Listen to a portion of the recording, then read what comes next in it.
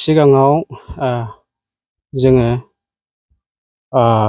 जोंनि 2 नं लाबोनायपुर एरिया जानानै आरो जोंनि फुंबिलि गामिनि आं सासे गावबुरा जानानै निउसखौ नायगिरि साफ्रोमनोबो आङो बेलासिनि गोजोन हामग्लायनायखौ आं बयनोबो जासिहरग्रोबाय। आं बेखौनो बुंनो नागिरदों जे दिनै जोंना सेवालि मेडामा दिनै MLA इलेक्सननि सिगां दिनै बिथांजोआ जोंनि जायगायाव बेबायदिनो गावनि सेंग्राफोरखौ फाथायहरनानै बेबायदिनो नायहोफैदों जोंनि गामिखौ अबस्थाफोरखौ मा रोखोम दिनै बिथांमोनहा फैनाय लेखा दिनै जों गामिनि आरो एरियानि रायजो राजाफ्रा ओंखारनानै बिथांमोनजों सुख दुख जों रायलायदों। रायलायनाय बेलायाव बिथांमोनहा फार्स्ट नायदों दिनै जोंहा नोंथांमोनहाबो नुखादों बेयावहाय भेन्सार स्कुल प्राइभेट स्कुल दङ। बे स्कुला जोंना बायला जिला आरो प्लास्टिकजों खोंनायनि बेबायदि अबस्था, ओमफ्राय बेयावनो जोंहा 30 जन बादि स्टुडेन्टफोर दङ आरो बेयावनो जोंहा जोंनि दरब्रै गामिनि गथ'फोरा बेयावनो फरायो।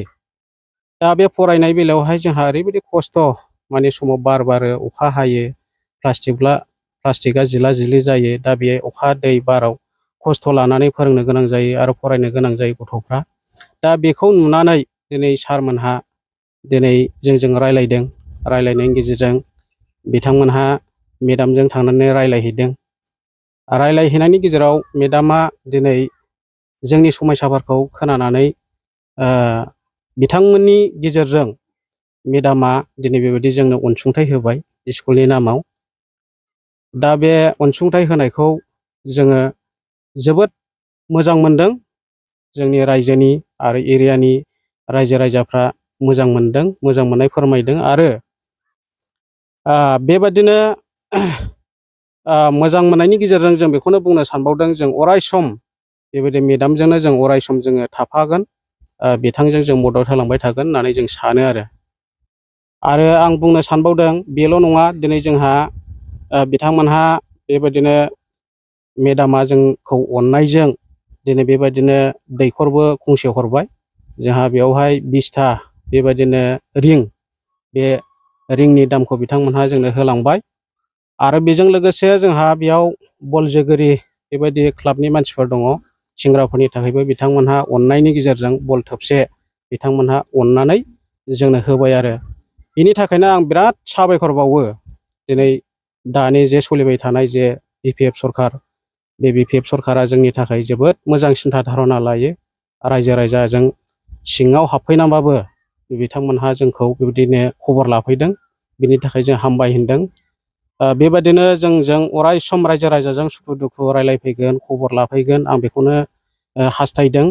जोंना बेल' नङा, गोबां समस्या दंबावो जोंहा। जोङो खावलायबावदों आरोबाव जोंहा बे साहा बे जोंनि साइडआवनो, जोंनाथ' बे गामियाव गैयाबाबो 95 घहर बायदि दंखायो।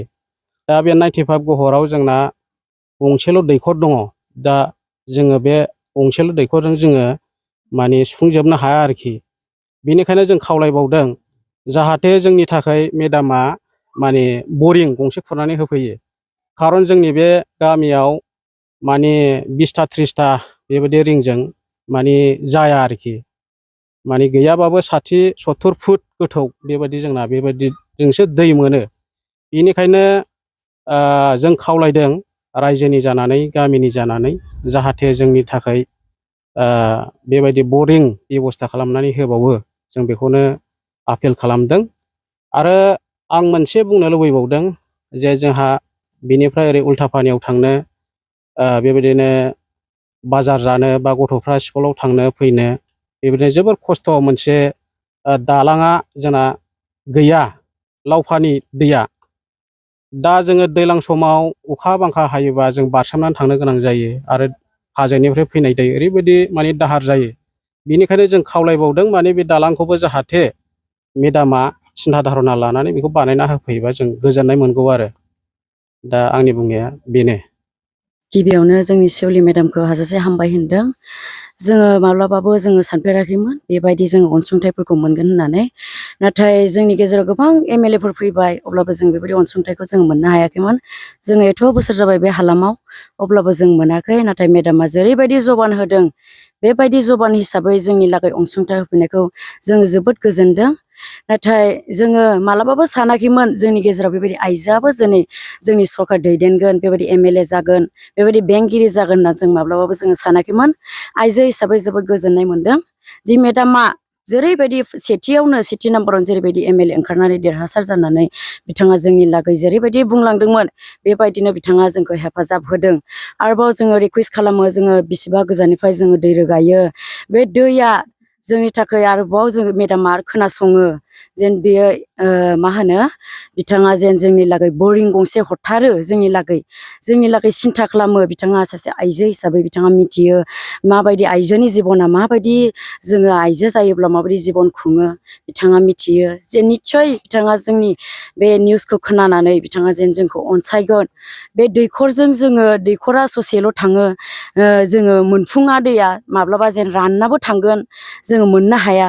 बेखायनो जेन बिथाङा मोजांथार बे बरिंखौ हरो जों आसा खालामो बेबायदि बिथांनिसिम जेन आरो बेबायदि अननायखौ जोंनो होनानै आरो इयुनावबो गावबो बेबायदिनो देरहासारखौ जोंनि बर' आइजो हिसाबै बिथाङा आरो मोनबावनानै इयुनाव देरहासार जानानै गोबां दाब दाब जायगायाव बिथाङा अनसुंथाइ होनानै मोजां खामानिखौ बिथाङा मावलाङो।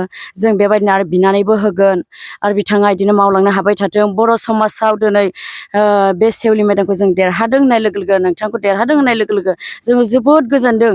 ओंखारनाय लोगो लोगो जों जोबोद गोजोनदों, जोंनि गोसोआ गोजोनदों। जेन गोबां दिनै एमएलएफोर फैबाबो जोंनि दाहाफोरखौ मिथियाखैमोन, नाथाय बे खना गफा नोंथाङा फैनानै जोंखौ अनसायनायखाय जों हाजासे गोजोनदों। बेनिखायनो आरो रिकुवेस्ट, बे दैखौ नोंथाङा जेन एकदम अननानै हरथारो, जों बेबायदिनो आसा खालामो। एसेनोसै जाबाय बे लाबायनोपुर ग्राम सभानि प्रेसिडेन्ट जायो आङो। दा मोनब्रै गामियाव जिथु प्रब्लेमफोर, आं बेखौल' फंनैसो बुंगोन। प्रब्लेमानो बेनो जोंनिया, माने सिगाङावहाय आं गिबियाव बे नोंथांमोननि चेनेलखौबो बाख्नायग्रोबाय। बेजों लोगोसे आं माने हाग्रामा सारखौसो बाख्नायगोन।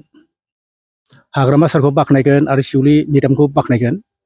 मानोना जोंनि बे थासारिया बिराद गाज्रि जाबायमोन, गाज्रिसैमोन, एकदम अबस्थाहीन होनना बुंजागौमोन आरोना।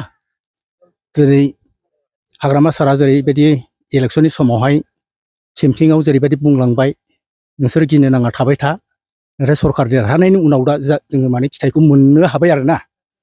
दा लासै लासै जोंनि हा हुनि खामानिफ्रा जाबोगासिनो दं, आग बारायगासिनो दं। दा बे आग बारायनायनि थाखाय जों हाग्रामा सारखौ हामबाय होनगोन आरो माबाखौ सेउलि मेडामखौबो बुंगोन आरो। सेउलि मेडामाबो बे बाथ्राखौनो बुंदों। दा बेबायदिनो जोंनि हा हुनि खामानिफ्रा आग बारायगासिनो दं। ओमफ्राय बेजों लोगोसे आं बेखौ बुंनो सानबाय, दा आंना गामिया निजिरागुरि माबा दं, 37 घर दं आरो जोंहा ब्रह्मपुर दङ 42 घर। बेयावबो माने दैनि प्रब्लेमा ओरैबायदि, ब्रह्मपुराथ' बिराद गोथौनि, फुंबिलिया ओरै साहा जेरै बेबायदिनो एखे कन्डिसन आरोना। बेयाव मोनसे बरिं नांगौ।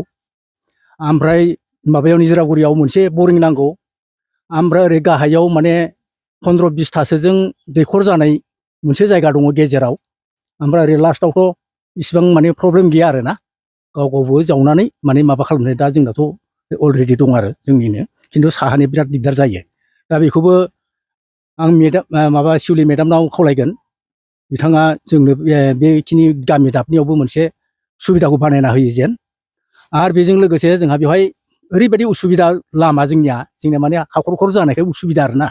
बारस'नाय, स्कुलाव थांनाय मोनसे गिदिर दलं दङ, बे मोनसे बिराद गिदिर प्रब्लेम होयो आरो जोंखौ। ओमफ्राय फिसा फिसा बक्स कालभार 4 गामियाव दङ। माने जेन बेखौ लासैनो जोंनो सेउलि मेडामा बेब'स्था खालामना होयो, आं बेखौ सेउलि मेडामखौ खावलायदों आरो। खिन्थु मेन बुस्थुआथ' बे दलङा बे बिराद गोगोमथार जोंना प्रब्लेमा। माने हाथाय बाजार जानाय, स्कुलाव गथ'फोर थांनाय, बे दलङानो प्रयजन आरो। थांनाय आगोलाव जों माने गावसोरनो फैसा खांलायना बानायदोंमोन। एकदम दंफां बेसेबा गिदिर फैनानै एकदम माबाखौ खाम्फाखौ बुनानै बुखुना लांबाय।